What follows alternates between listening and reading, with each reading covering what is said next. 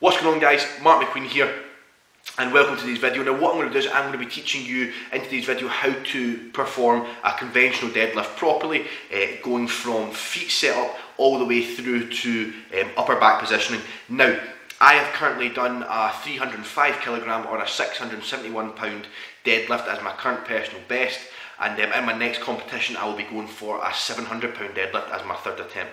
Now, on to the deadlift video. First things first, you want to determine your stance width on a conventional deadlift, and the best cue that I can give to you for finding out your stances. For example, say you were going to go and do a standing high jump, okay? So someone say to you, I want you to jump as high as possible. Wherever you would position your feet to jump as high as possible, that is a good indicator as to where to start for your feet stance on your conventional deadlift. Now, it can vary from going closer or slightly wider over time, but just to start off with, a good indicator is where your feet would be positioned when you're going to do a standing high jump. So next, you want to determine where the bar is going to be positioned over your feet. So what you want is you want the bar to be aligned directly over the middle of your foot. So when your foot goes underneath the bar, mid-foot is directly cut over the bar, so it almost looks like your feet are cut in half by the bar. Okay, so then from there, you want to determine your hand position.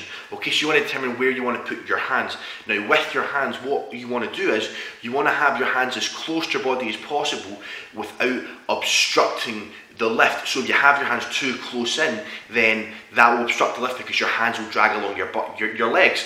So what you want to do is you want to have your hands just outside of your knee position, okay? So as you bend down to the bar, put the outer bit of your arm on your knees, fully straighten your arms out, and then by doing so, you automatically find your hand positioning. Then next from there, what you want to focus on is your hip positioning. Now, the best way to find your hip position is I want your shins to be perpendicular to the ground, okay? So I want your shins to be 90 degrees or perpendicular to the ground. By doing so, you will automatically find your hip position because your hips will have to be in a certain position to have your shins perpendicular to the ground.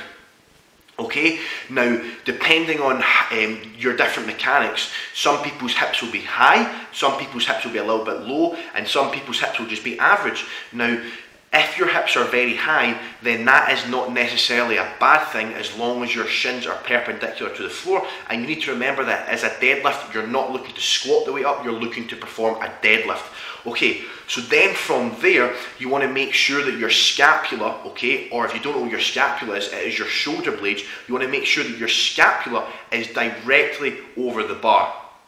Okay, so your shoulders are going to be slightly out in front of the bar and your scapula is going to be directly over the bar. If you do not have your scapula directly over the bar will not move until your scapula is directly over the bar. So that means that when you go to initiate your pull, if your scapula is behind the bar, you're going to fall forwards before you could lift the weight up. Or if your scapula is too far forwards at the bar, you're going to have to fall backwards before you pull it, which is going to cause inefficiencies and you don't want that. So again, your scapula is going to be directly over the bar. Okay, so then from there, the next cue that I want you to do is focus on using your lats, so really engaging your lats, and by doing so, this will help maximise upper back stability, but also spinal stability and spinal positioning as well. A lot of people don't tend to think that your lats can be used for this, but they definitely can if used properly. So again, you want to really focus on pulling your shoulders in and down and really engaging those lats, almost as if you're going to do a bent over row, and you want your lats to be completely turned on and as tight as possible. And by doing so, this will again maximise your upper back positioning, upper back stability, spinal positioning and spinal stability, and overall make your lift much more efficient. Then what you want to do is you want to initiate the pull. So once you initiate the pull, you then want to focus on, at the top of the movement, pulling your chest through, so not pulling backwards, because you could pull backwards, you could focus on you could end up hyperextending your back. So instead of pulling backwards, as you come to the top, as the bar breaks your knees, I want you to focus on pulling your chest through the movement.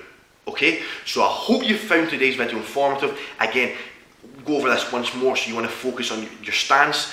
Wherever your feet would go if you're going to do a standing high jump, that's where I want them to go. You want to have the bar over your mid-foot. You want your hands to be slightly outside of your knees. Okay, then from there you want to have your shins perpendicular or 90 degrees to the ground, which will then put your hips in the correct position that they need to be in.